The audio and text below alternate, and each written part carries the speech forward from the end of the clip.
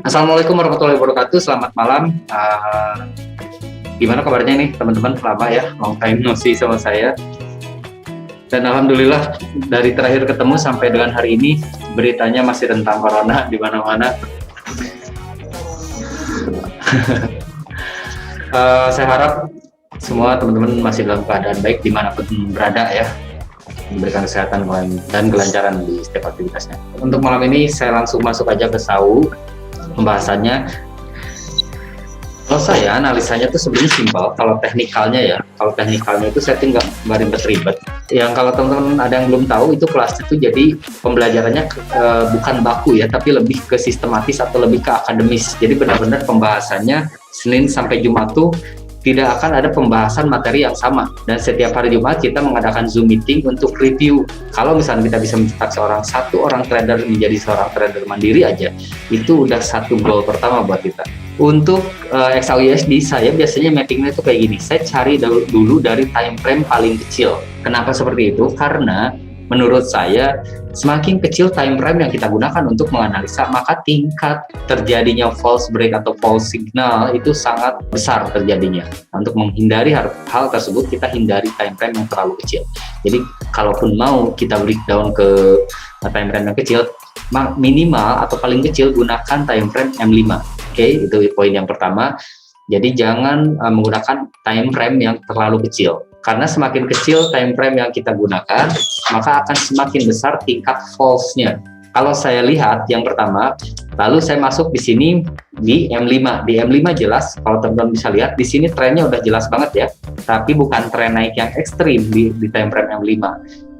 Tren naiknya masih tren naik yang normal aja. Kenapa saya katakan tren naiknya itu normal?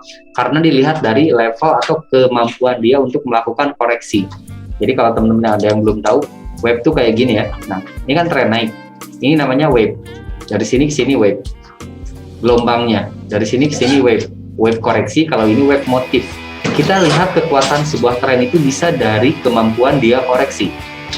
Ketika tren naik seperti ini dan koreksinya minimal bisa masuk ke 50 rata-rata, setiap koreksi seperti ini 50% maksudnya 50% dari panjang dari sini, dari web ini ya, dari web motifnya dia. Misalkan web motifnya dia ini 100 pip atau 10 poin, maka koreksinya itu harus 50 poin.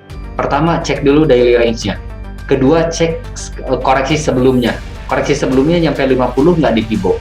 Terus daily range-nya dia udah terpenuhi belum? Kalau dia lagi naik berarti harus naik minimal 15 poin dulu hari itu.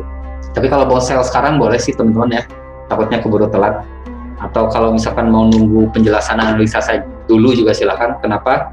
Karena saya juga sama, tadi sebelum masuk ruangan juga udah OP duluan. Bohong kalau saya bilang analisa saya 100% profit semua. Tapi kalau saya lihat uniknya SAU dari hari Senin kemarin, M5, M15 sama M30 cenderung sama semua. Kalau kita tarik kesimpulan di situ sebenarnya simpel. Itu pun sebuah clue buat kita, sebuah petunjuk buat kita.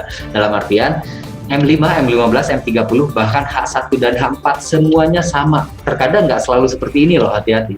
Terkadang M5-nya naik, M15-nya trennya turun. Dan kita akhirnya bingung, ini mana yang harus kita ikuti. Simple, saran saya ikuti time frame yang lebih besar. Karena time frame yang kecil itu membentuk time frame yang lebih besar. Atau time frame yang besar itu kalau kita breakdown akan menjadi time frame yang kecil. Tapi teman-teman mau ngambilnya yang mana? Mau ngambil scalping atau mau ngambil intraday atau bahkan mau ngambil swing trade, itu akan berhubungan sama yang namanya time frame yang kita gunakan. Seperti itu mungkin teman-teman. Salam untuk keluarganya masing-masing dan semoga sehat selalu, tetap juga dijaga protokol kesehatannya. Sampai jumpa lagi di kesempatan selanjutnya. Assalamualaikum warahmatullahi wabarakatuh.